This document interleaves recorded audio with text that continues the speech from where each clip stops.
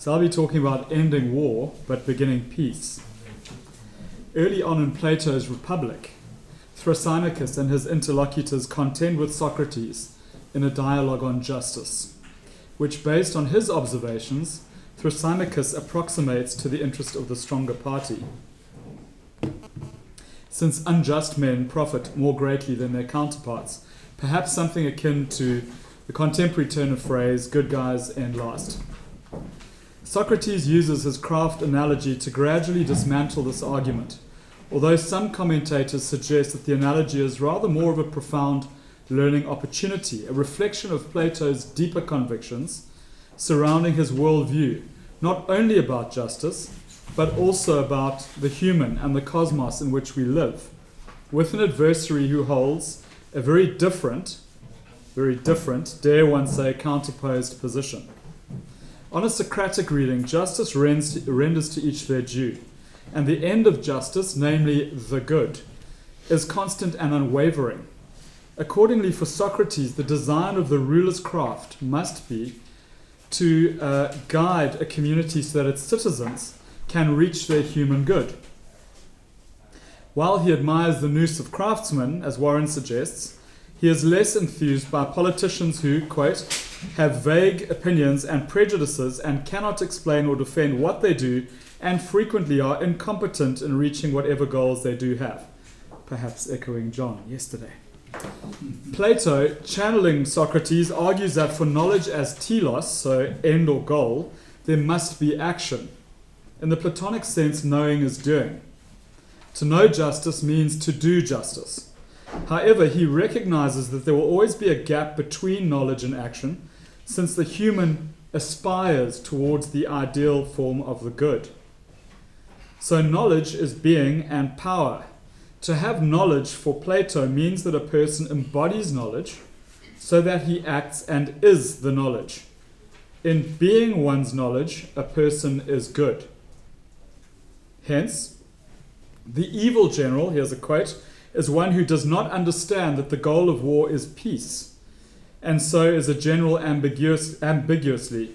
Justice is a skill that has at its object the securing of the human good by the maintenance of order according to a hierarchy of powers that produces good. So our yardstick for discussion around ending war will be precisely this. What promotes the good, not just for the strong man or woman, but the shared or universal good? I shall argue that the problem outlined above is critically relevant when approaching the theme ending war, precisely because many modern-day heads of state, rulers and generals appear to have lost sight of the fact that the goal of war is peace. Rather, by warmongering, their ambitions are diametrically opposed to advancing the common good and much more aligned with the pursuit or maximization of their own self-interest or that of their faction. The consequences of such can be witnessed in various contexts around the world, not least of which in Sudan, the most underreported current conflict, where, according to Save the Children, upwards of 10 million people have been internally displaced, half of which are children. Likewise, we see this deviance from the good with respect to the ambitions of individual leaders and their regimes, perhaps most visibly exemplified at present by those such as Vladimir Putin in the invasion of Ukraine and Benjamin Netanyahu in the Middle East. Under operating conditions such as these, acts of provocation and escalation are on the rise, whether through a regime's internal acts of terror to quell dissent, consider the murder of Alexei Navalny, or externally as in the aggression against Ukrainians. For example, the New York Times reports on 101-year-old Mrs. Halnia Semibratska of Izium in the Ukraine, who says, "I understand even though I'm old. I've kept my memory, I remember a lot, but now I can't understand what's going on. It's not a war, it's not a war, it's an elimination."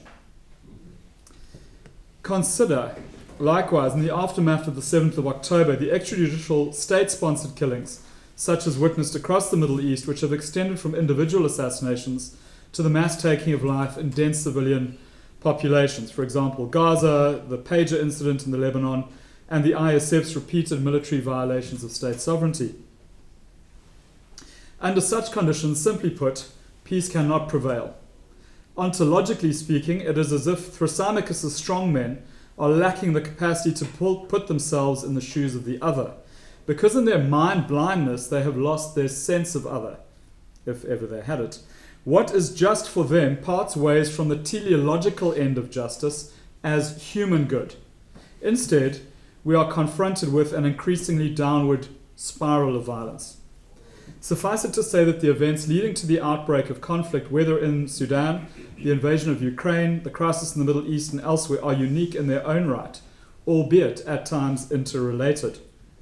Some unpicking of the thread may help us to understand why ceasefires, which was my original topic, do not necessarily represent the end of war. Given the gravity of the situation in the Middle East, I shall attempt to delimit the topic to concentrate my efforts on this context, while aware of its complexity, my own limitations of time and scope in this session. At a time when sensitivities are running high and people are already traumatized and perhaps becoming increasingly polarized, it's difficult to say anything. However, as Italian anti-fascist and human rights activist Janetta Sagan famously remarked, silence in the face of injustice is complicity with the oppressor.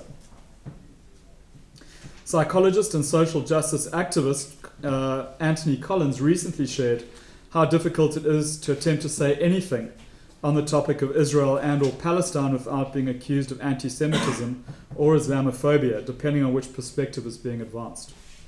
So at the outset, let me acknowledge how terribly devastating the last year has been and continues to be for us as humanity, for my own friends and colleagues, and I'm sure yours, both Israeli and Palestinian, Jewish and Muslim. My compulsion to speak, even if awkwardly and despite the challenge of so doing, arises from witnessing the profound impact of the trauma on friends, families, and society at large. My own positionality is acknowledged as a psychologist and an applied moral philosopher living in South Africa with conflict zone experience, having served as a humanitarian in Africa and in the Middle East. My mother originates from a Maronite Christian background. Her grandparents emigrated from the Lebanon to South Africa in the late 19th century, and we still have family there. I now worry about their safety and well-being too. So I hope that my comments will be interpreted in the fraternal spirit of peace for all that is intended. And mindful of our diverse participant body, I apologize in advance if any of this content is triggering. So it is that in the case of the Middle East, the most recent flare-up was triggered by the mass-coordinated attack on Israel by Hamas and related Palestinian armed groups on the 7th of October 2023. The world could not believe, as we watched literally in real time, the almost surreal wave of motorized gliders fly by the Nova Festival as civilians scattered, screaming into the unfolding dust and chaos of the attack. Much as with inflection points such as 9/11, global citizens appeared to take existential pause at the horror being unleashed. I visited a Jewish school in Mexico City on day 152 after the attack, where flowers were being placed daily in a vase and staff members wore military-style dog tags reading "Bring them home." It was a highly emotive experience and very difficult to see friends and colleagues taking such strain and feeling helpless. The United Nations addresses this attack and related atrocities comprehensively in the report of an independent international commission of inquiry on the occupied Palestinian territory, including East Jerusalem and Israel, of the 10th of June 2024, entitled Detailed Findings on Attacks Carried Out on and After the 7th of October 2023 in Israel, which find Hamas and related armed combatants guilty of war crimes. In the aftermath of the 7th of October, the statecraft of the Israeli Prime Minister ought to have been to secure the release and or return of the hostages.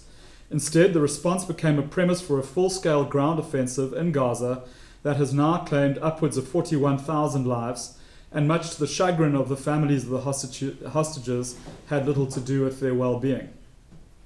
In the light of unfolding events, on the 29th of December of last year, South Africa brought an application to the International Court of Justice against Israel regarding alleged violations by Israel of its obligations under the Genocide Convention pertaining to Palestinians in Gaza. South Africa requested provisional measures in order to protect against further severe and irreparable harm to the rights of the Palestinian people under the Genocide Convention, and to ensure Israel's compliance with its obligations under the Genocide Convention not to engage in genocide and to prevent and punish the genocide. The court issued its order on the 26th of January, with additional provisional measures on the 28th of March and again on the 24th of May. The ICJ also declared the occupation of Palestinian territories unlawful in July of this year, opening the way for the UN General Assembly to pass a non-binding resolution just on the 18th of September calling for an immediate end to an unlawful occupation of all Palestinian territory. In addition to the above, the prosecutor of the International Criminal Court sought arrest warrants for Hamas leaders Yahya Sinwar, Mohammed Diab Ibrahim al-Masri, Ismail Haniyeh, and for Israel's Benjamin Netanyahu and Yoav Gallant for war crimes and crimes against humanity. However, instead of showing restraint after mounting international pressure and expansive domestic protests, Netanyahu, his cabinet and generals have upped the ante, seemingly seeking to provoke war on several fronts, while continuously signaling a willingness to persistently violate the international laws of war and international humanitarian law. This has been documented in what the Commission describes as the apocalyptic destruction of Gaza, described in the United Nations Independent Commission of Inquiry of the 10th of June, which finds the Israeli security forces and their commanders to have perpetrated war crimes in addition to crimes against humanity. The latest round of exploding carnage in the Lebanon on the 17th of September prompted US Secretary of State Antony Blinken, who had been in Cairo working towards a ceasefire, to comment as follows. We've seen that in the intervening time you might have an event, an incident, something that makes the process more difficult, that threatens to slow it, stop it, derail it, and anything of that nature, by definition, is probably not good in terms of achieving the result that we want, which is the ceasefire. So much as my intended topic was designed originally to consider ceasefires in the aftermath of war from the perspective of the recently deceased Professor Johann Galtung, it seems as if even this is a bridge too far, given the present escalation in the Middle East. What the latest episode does confirm is the certainty that a ceasefire will not signal a lessening of the violence, but on the contrary, and in keeping with Galtung's fears, that things will effectively become worse. To make this point, it's necessary to consider the aftermath of the latest developments in Lebanon. UN Human Rights Commissioner Volker Turk comments thus on the pager attack. Simultaneous targeting of thousands of individuals, whether civilians or members of armed groups, without knowledge as to who was in possession of the targeted devices, their location and their surroundings at the time of the attack, violates international human rights law and, to the extent applicable, international humanitarian law. There must be an independent, thorough and transparent investigation as to the circumstances of these mass explosions, and those who ordered and carried out such an attack must be held to account. William Christou, writing for The Guardian, entitles his piece Sophisticated Evil, Beirut Medics and Civilians Horrified by Pager Attack. Documenting the shock, trauma and outrage expressed by survivors and bystanders, he reports a witness comment that, "I saw a man trying to hold his face together. It had completely split. His eyes had popped out of his skull and blood was pouring out." Medics describe the mass event as apocalyptic, with the need for ophthalmic surgery on an unprecedented scale in the Lebanon, and globally perhaps not experienced since the Halifax explosion of 1917. Comments from two Lebanese civilians aptly illustrate the point. The first, a mother of two, distributing aid outside a hospital, states, "I'm horrified by the level of sophisticated evil. It's completely crazy." Commenting on her existential anxiety as follows, "By doing this today, they can get to anyone, and they can get to us in our bedrooms. They breach all laws of war and humanity, and no one is stopping them." We might imagine that survivors of the 7th of October in Israel would have said the same thing. The second civilian, a male medic, while stressing he would hold fast to non-violent resistance, remarked thus, and this is really quite key, "I'm a medical worker, but the grudge I have now, I will insist on teaching to my great-great-grandson. I was neutral, but now I'm going to take a stand. Unpacking the term sophisticated evil, we find the etymological roots of the first word from the medieval Latin sophisticatus, which refers to tampered with, coming to mean adulterated or mixed with a foreign substance. While, as we know, evil stems from Eifel in Old English, the Germanic origins of oval or übel, signifying to mistreat, harass, to throw, cast away, or alternatively, upelos, literally going over or beyond acceptable limits. Here we have an instantiation of the might of the stronger, indiscriminately targeting those representing, and possibly only potentially, if at all, an opposed group, while in a flagrant deviation from justice defined as virtue, with the morally good end, and without any sanction. Much like our intuitive recoil at the horror of the Nova live stream, there is something in human nature that finds the industrial scale cruelty administered above in response as morally repulsive, alien-like, tampered with, and beyond acceptable limits, because its end is so comprehensively destructive, both physically and directly in the short term, death, disability, despair, anxiety, psychologically, and deleterious to the longer term aim of cessation of hostilities, and to any prospects of sustainable peace. Hence, as we heard from the medic, the final interviewee, he was once neutral, but this experience has led to a grudge and to the promise of an intergenerational transmission of resentment and hatred, which is now, for him, not baseless. Herein lies the persistent problem and the impediment to promoting peace: revenge. With reference to the example above, we are already well on the way to ethnic cleansing, if not genocide, and face the real possibility of opposed parties intent on mutual annihilation. The escalation has already transgressed acceptable limits, whether considered from the initial event triggered by Hamas or from the ISF response. We are now in the realm of the surreal. The only possible way to reason further around unacceptable transgressions for either party is to consider the phenomenon from the angle of something known as the teleological suspension of the ethical. Wow.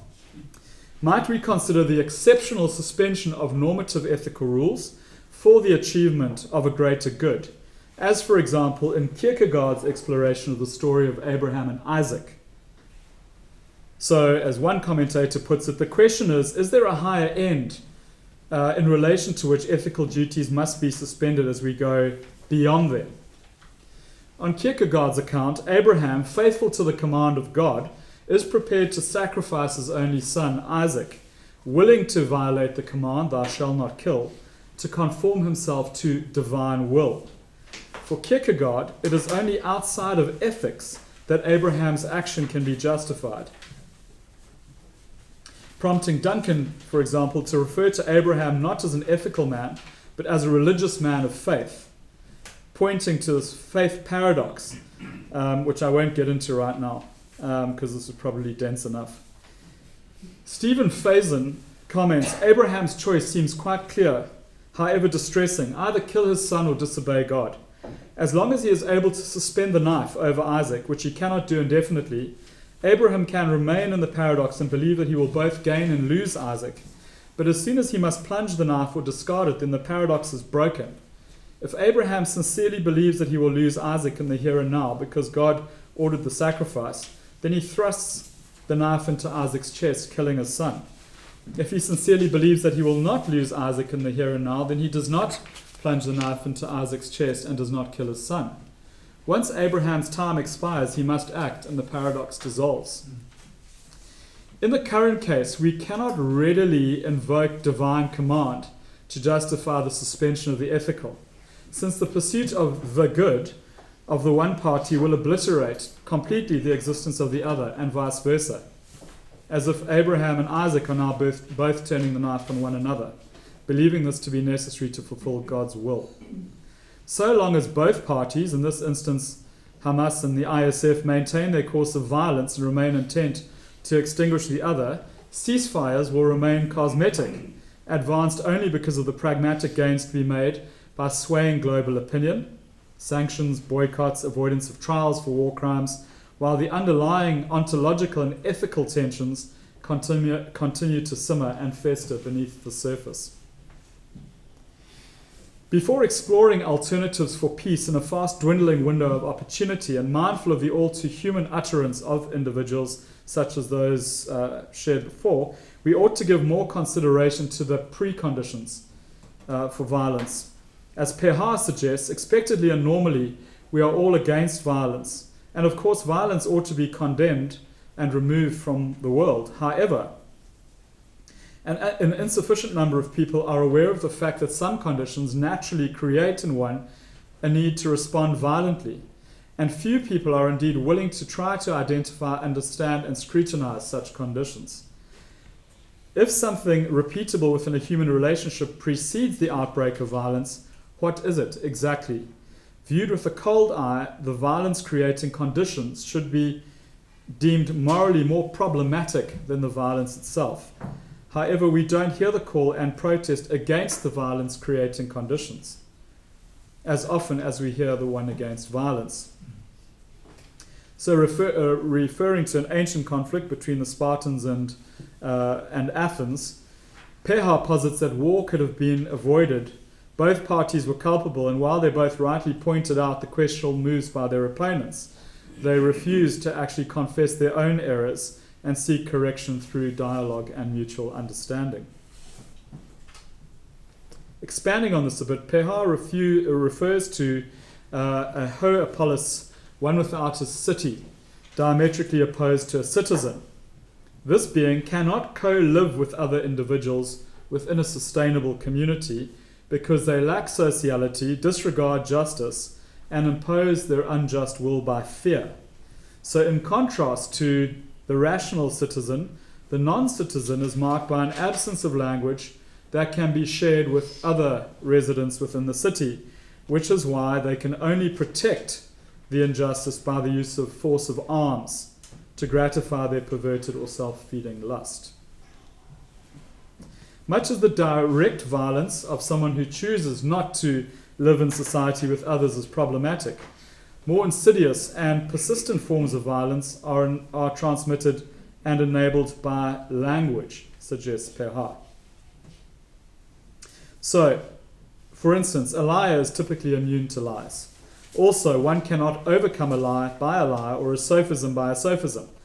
You overcome it by a truth and a valid form of argument. Hence, in this sense, the key forms of violence in human societies actually tend to produce language constantly. The key takeaway on this reading of human interaction is that language is a medium for creating and sustaining collective life, whether for peace or for violence. And this relates to the stumbling block that's been identified: how to establish and maintain the balance between one's own capacity for staying open to correction, receptive to the language of others, with the capacity to create a common and viable shared language to address social, moral, legal, political disputes. We heard about this earlier from Gabrielle. In short, how might we balance and harmonize the self with the other? Given the possibility for human deviation from shared language and a closing off to, or perhaps even splitting off from the other, if we are to consider an approach of humans away from violent competition and conflict to cooperation and compassion, we need a common bridge. Faced with a fatalistic and dizzying spiral into violence, Helder Kamara has this to say as an offering: the need to recognize human universality. And here it is. Whatever the color of your skin, the shape of your lips or your nose, whatever your height, you are neither a subhuman or a superman. You're a human creature. You have a head, a heart, hopes, dreams. More important still, the Creator has a whole plan of human fulfillment which involves you. If you belong to a tribe, a family, a race, you belong to the human family. The injustices you encounter in your own environment exist everywhere. In the face of ideologies that seek to divide one from another, the capacity to consider oneself relative to others is critical. Martin Buber, in his book on I-Thou relations, referred expressly to the Zulu greeting, still used where I come from in South Africa, sawubona, literally meaning I see you.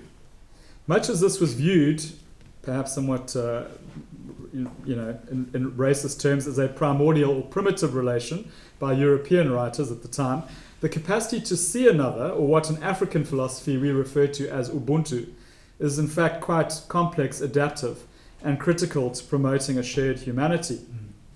On the contrary, if I don't see you, then what are my responsibilities towards you? After all, seeing needs to knowing. Then the Lord said to Cain, "Where is your brother Abel?" "I don't know," he replied. "Am I my brother's keeper?" The Lord said, "What have you done? Listen, your brother's blood cries out to me from the ground." Emmanuel Levinas, sometimes referred to as the philosopher of exteriority, urges us to consider the nature of encounter and of relation to the other. He develops an ethic of responsibility based on our face-to-face experience of the other. Basically, I find myself responsible for right action in the face of the other. This appears to be promising and can be contrasted with the kind of interior emphasis of someone like Heidegger, who focuses predominantly on the self. There are some issues associated with this position, however. This other on the reading of Paul Ricoeur is considered by Levinas to be justice my master. As Ricoeur notes, this power relation imposed on me does not actually establish a bond of genuine relation between us, but rather it leads to action out of a forced or contrived irrelation. Amanda Ford describes the contrast between Levinas's presupposition of a primordial injunction initiated by the other, "Thou shalt not kill," with Ricoeur's invitation, "Love me," which returns the initiative to the self, acting from solicitude that arises out of empathy. For Ricoeur, whereas friendship turns on equality and shared moral excellence, justice serves as an equalizer of power inequality. Hence his invocation of the golden rule, "Do unto others as you wish done to yourself, and refrain from doing to others that which you would not like done to yourself." Ontologically, for Ricoeur, the consideration of oneself as another leads to action and attestation. I was there.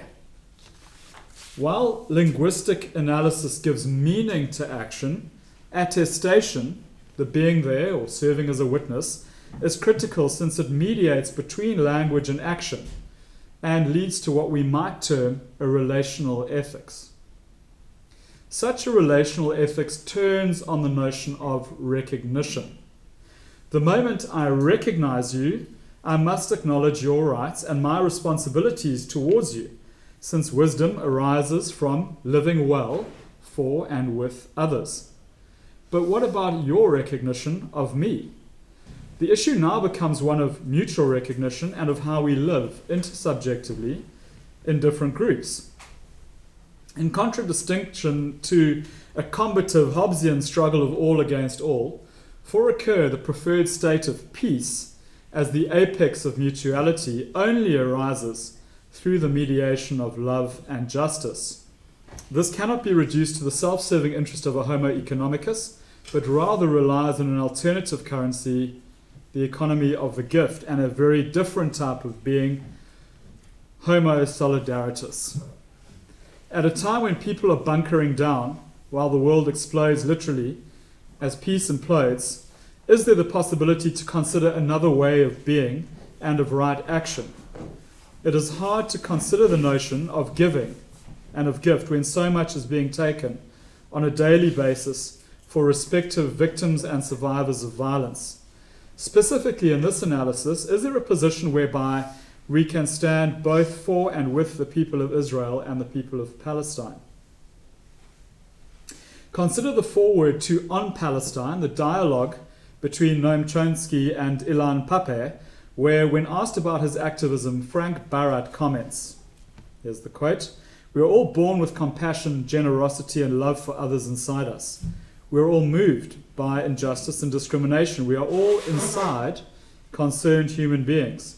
We all want to give more than we receive. We all want to live in a world where solidarity and companionship are more important values than individualism and selfishness. We all want to share beautiful things, experience joy, laughter, love, and experiment together. But we have a problem, a big one. We live in a society and an epoch where we do not have time to think any longer. It's true that the time on our existential clock appears to be running low. But to summarize the above argument, and I'm wrapping up now, any attempt to shift our prevailing reality from war to peace will turn on the notion of recognition. Solidarity implies all of this. I recognize you. I am with you. I accept the negative consequences on your behalf and will bear them with you. However, solidarity can only arise where the other is seen and heard. If the other remains unseen and invisible, all manner of atrocities remains possible. For any hope at a ceasefire to be meaningful and lasting, as Galton recognizes, there needs to be a disproportionate investment in building structural and cultural peace. Not seeing that at the moment. Currently, there's a disproportionate focus on violence, both direct and indirect.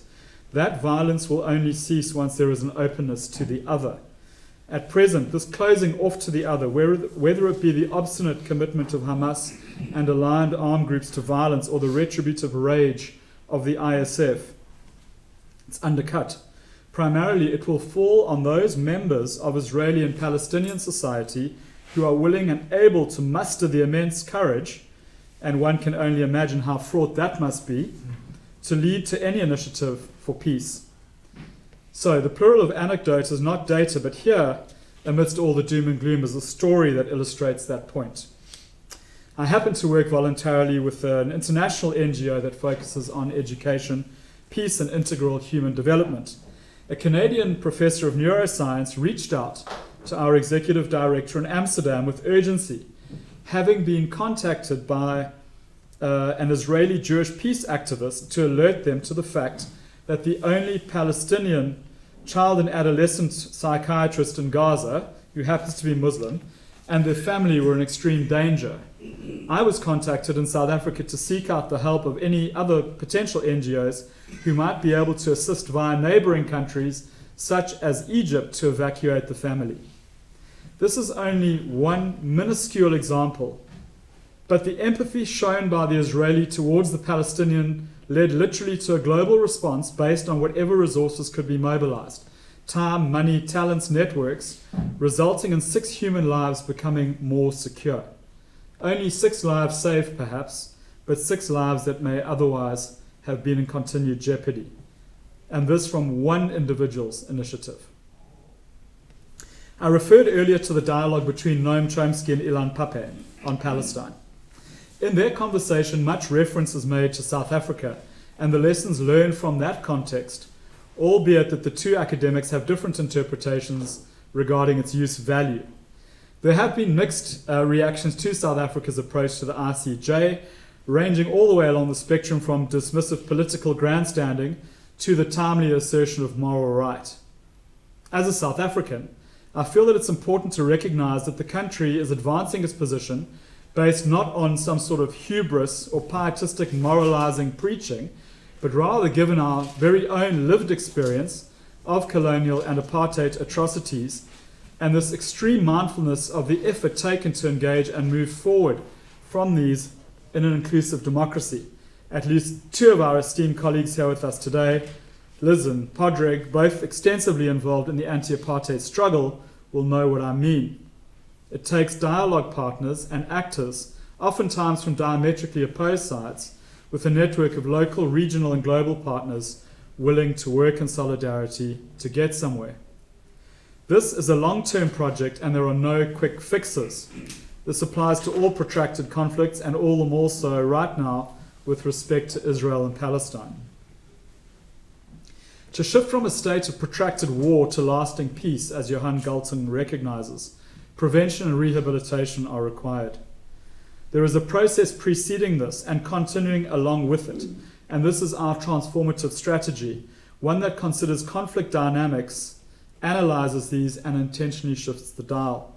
Transformation necessitates understanding the preconditions for both violence and peace, with this historical, cultural, and social sensitivity, then engaging this, not just from the direct violence, but its indirect manifestations culturally and structurally. Prevention will turn on viable alternatives to uncertainty, suffering, and violence.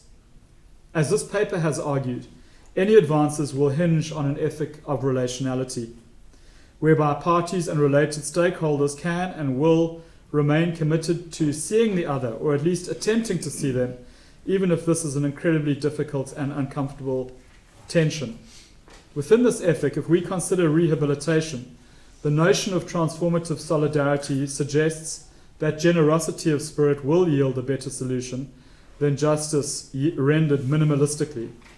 Such a delicate path suggests that victims, or rather survivors, and perpetrators are given the possibilities individually and collectively to attest to their own challenges of being, of processing related trauma and loss. One's hope, no matter how futile, is that this might lead to the recognition, through language and action, mediated where helpful, of what it means to live a good human life together with others, and not to spite them in the aftermath of such pervasive dehumanization, death, and destruction. We are reminded that if we seek peace, we must work for justice.